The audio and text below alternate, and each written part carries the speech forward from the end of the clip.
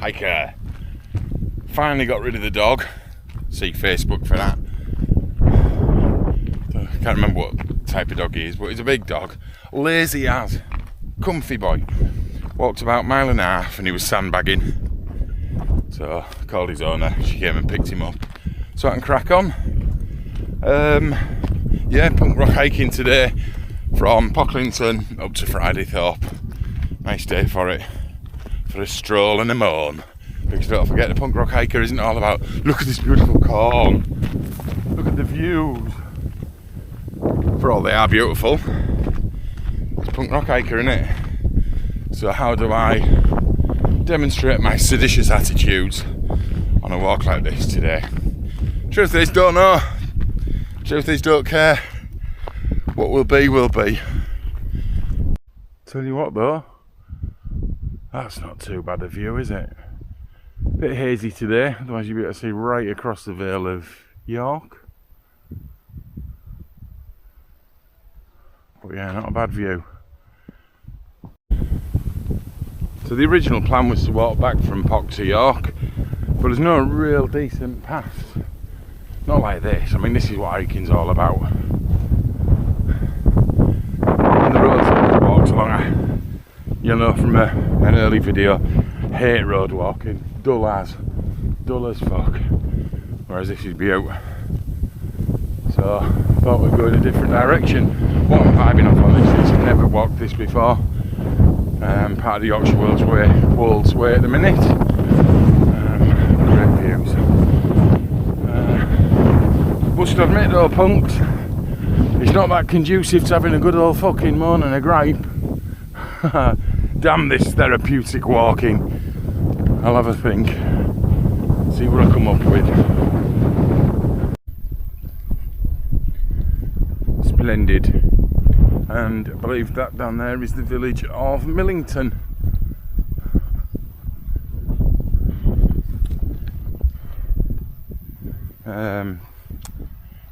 Punk rock link, Millington, surname of a 70s porn star, Mary Millington, who also starred in the Sex Pistols film The Great Rock and Roll Swindle. She went down on Steve Jones in a cinema. The cinema usher being Edward Tudor-Pole, and the woman at the front being Irene Handel. How to date yourself, eh? Haha. But it's punk rock link, so okay, Millington. I want to live there.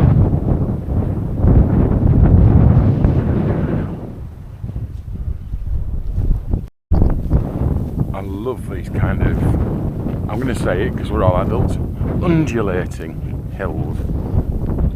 Whenever we drive out to Brid and go past them, I just think, oh, I'd love to be down there. And now this walk's going to take me down there, which made me think something.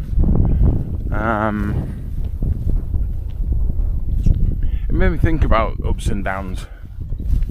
The cliche of life's a roller coaster, you gotta hit rock bottom, etc. But it strikes me that, and I don't want anyone to think I'm pointing finger here, I have been the person I'm going to describe, but I'm really excited to get down there. But there would have been a time, and there are people among us who would look at that view and think, yeah, it's a lovely view and it's nice to go downhill, but we've got to come back up. And I used to, and people like that, focus on that whole got to do the work to climb back up stuff without actually enjoying the view, missing it. Moaning. There are so many moaners about, and again, I'm not exempt.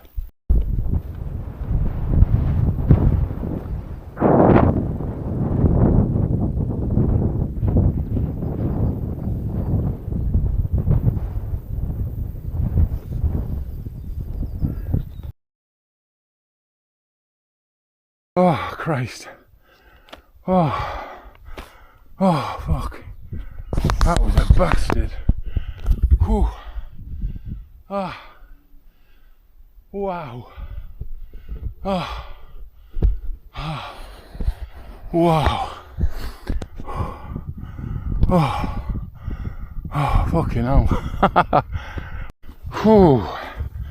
So I made a bit of an error on the Roman road near Millington Woods. Ooh, grimy. It's a bit better. And then eventually realised that the path I wanted zigzagged up the side of a hill. But I was told by a local it does zigzag for quite a way. I said if you're feeling energetic, go straight up there, which I did. I'm now wondering if I'd have been any less knackered, look at the sweat, any less knackered doing the long route. But anyway, up now, up on the top where there'll be a nice breeze, and I'm going to have to, that was an ugly shot of my chin, I'm going to have to rehydrate a little bit. Whoa! Millington right in the distance, and onwards. Holy hell. I mean, you can't go anywhere, can you? So, just nearly died coming up that hill. Walking along, puffing and panting, saw a couple of gadgets sat down on a bench. Thought, I better, bloody hell, better shape up a bit and look fit. And blow me down, right? One of these gadgets sat on a bench. I won't name him. I don't think he'd mind, but I won't name him. Sat on a bench. A guy called Bob, who was a consultant, well, a retired consultant, psychiatrist in York, who was one of the two facilitators of group therapy that I went to, group psychotherapy that I went to at St Andrews in York at the start of my journey of recovery. I mean, out here, middle of absolutely nowhere, and you bump into someone from your life like that. Now, I don't know what that's about. Luck, happenstance, who knows? I mean, we're friends on Facebook, but distant friends, you know, we don't keep in touch with each other. He's just said he sees all my camping and hiking stuff, and I know he's in a band, but bugger me. That's kind of blown me away a little bit. So Bob was obviously this psychotherapist, and when I worked in the addiction field early on, he was also involved in that to a degree. In that field, there was more Andy, this other psychologist or psychotherapist that I won't mention his surname, was more closely involved. But I remember work enrolling me on a 4-day motivational interviewing course in Leeds as part of that job, and I went along to it. And Bob was also on that. Now, at the time I remember pedestaling him because this is a psychiatrist who's helped me out, feeling a bit ooh. But also I was like, fucking hell, look at me. He's now a peer on a training course who I'm working with as a trainee, alongside, offering opinions, observations, working alongside as a peer. And I couldn't really believe that. It was one of those life markers that I see now as, look at who you are, John, look at where you've come. Because for a lot of my life I've held on to this imposter syndrome stuff. You'll never amount to anything. You're going to get really fucking bored hearing me spout on about this on this channel. But it's still part of who I am. I have to work hard to not let that lead who I am. You'll never amount to anything. Single parent family, chappy, no aspirations, etc.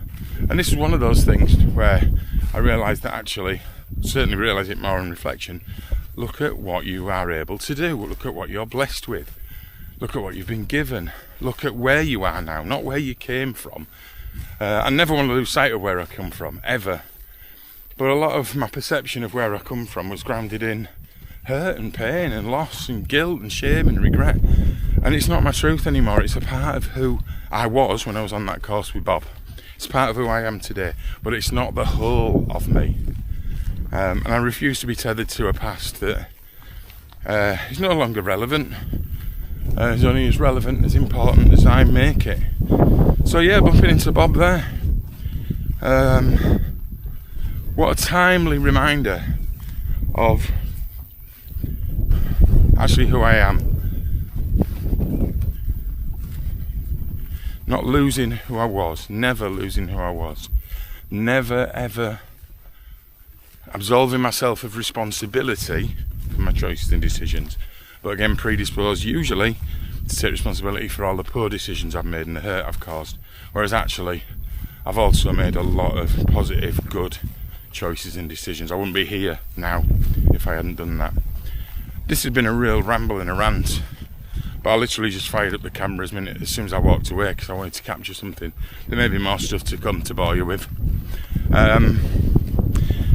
But I want to sort of wrap this section up with something that I say to my students. Maybe I should listen to it myself as well a bit more. I tell my students or encourage them or invite them to turn their eyes inwards. I mean, not really, that'd be horrific and I'd never sleep again.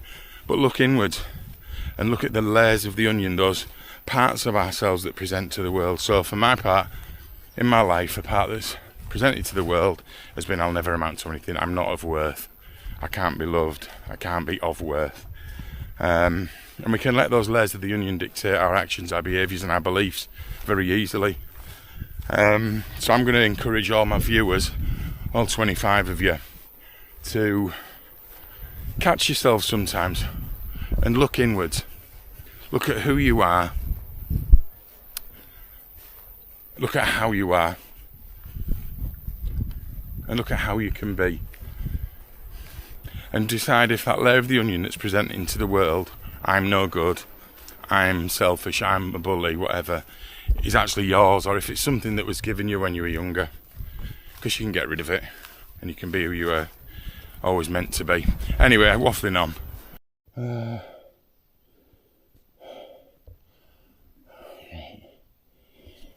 What is that? Priorities. Get some water down here. Oh.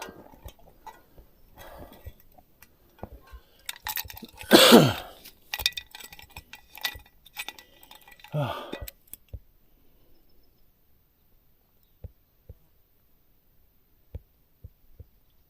Oh, that's good.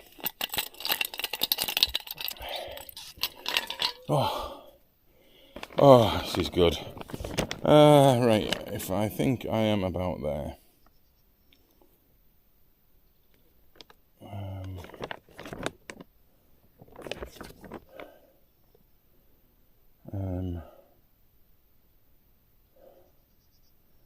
Yeah, I don't really know. Chalkland Way, I need to follow that. That'll do, it's enough of a direction. In terms of nozzle, snack bag. Give me a great angle for the old jowlettes, isn't it? Snack bag. I'm going to dive into a bit of protein and a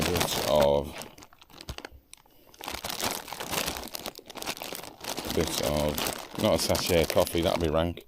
Some jam. No, I'm not going to have that. I'm going to have a little energy gel thing and some hot water. That'll do. Don't know why I'm talking you through this. What a scintillating YouTube clip to factor in. Hope I can fucking edit, otherwise this is going to be shite. Right, nose bag. Since my partner brought me out this neck at woods in van, and as I said earlier about the ride out to Braden, seeing all these valleys and things, valleys, I don't know. And since starting this walk this morning, this is what I've been after. These are the views. Oh yes.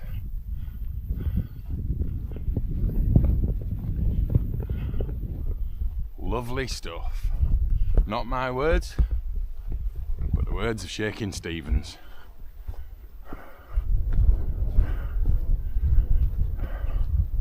Now that's what I'm talking about.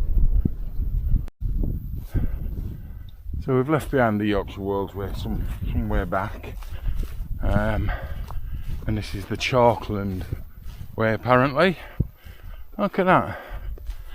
Nice bit of woodland. I'll skirt along the side for a bit and then through, which would be nice just to get the sun off the top of my pate. Spiky hair does not protect your head from sun rays. Lovely this. I think I'm probably about 3 miles maybe from Fridaythorpe, roughly. I don't know.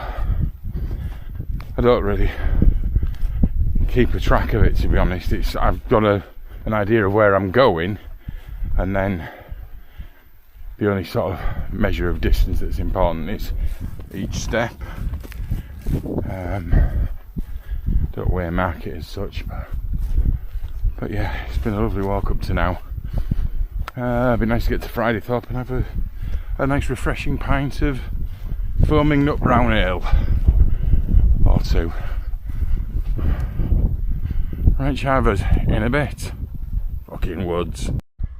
I believe it's Freud who once said, and I'm paraphrasing wildly, that everything we do, each of us, is in avoidance of the one universal truth that we all share, and that is that we are going to die. So everything we do is in the avoidance of that. We know we're going to, but it's so unutterably incalculable to us that everything we do, hobbies, jobs, hiking, everything, watching a movie, is in the avoidance of that truth. Don't know about that. Like a lot of his stuff, can be contentious, but certainly interesting. I've just walked along a very long straight path back there, and it got me thinking about paths and journeys. I do believe we are all on a path, and that we veer from that. And I know when I've veered from my path because it's been bloody awful. When I'm on that path, there's a peace. Or when I'm as close to it as I can be. The thing with this path that I'm talking about is that I know where I've been on that path, but as time passes, I forget some of it. I don't know where my path's going to lead. And maybe that speaks to some of Freud's stuff. Because in the blink of an eye that we're all around, our path is going to lead us to death. We're all going to die. But I wonder, beyond that, I wonder if this path is just a run-up to what lays beyond our passing, the passing of our physical self, the unknowable. And I wonder if that ties into some Freud stuff. Maybe there's some addition that, I'm no philosopher, no academic, but maybe there's an addition to it that actually what we're in avoidance of isn't death, but what, in brackets, if anything, lays beyond that, because that is even more incalculable than my heart stopping beating, my blood stopping flowing, and my body dying. And maybe if we lived our lives a little bit more hopeful rather than fearful, engaging rather than avoidant, maybe that would prove to bring different experiences to us in our mortal lives while we're alive. Maybe if fundamentally, according to Freud, psychologically we're afraid of this intolerable thing called death, maybe if we're able to free ourselves from that fear, things would be different. And I think I know people who have freed themselves from that shackle, or are working to.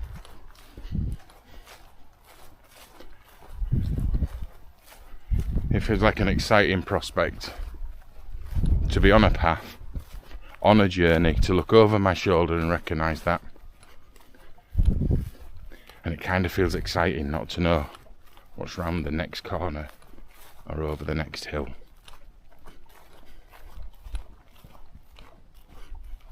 Punk, rock, hiker.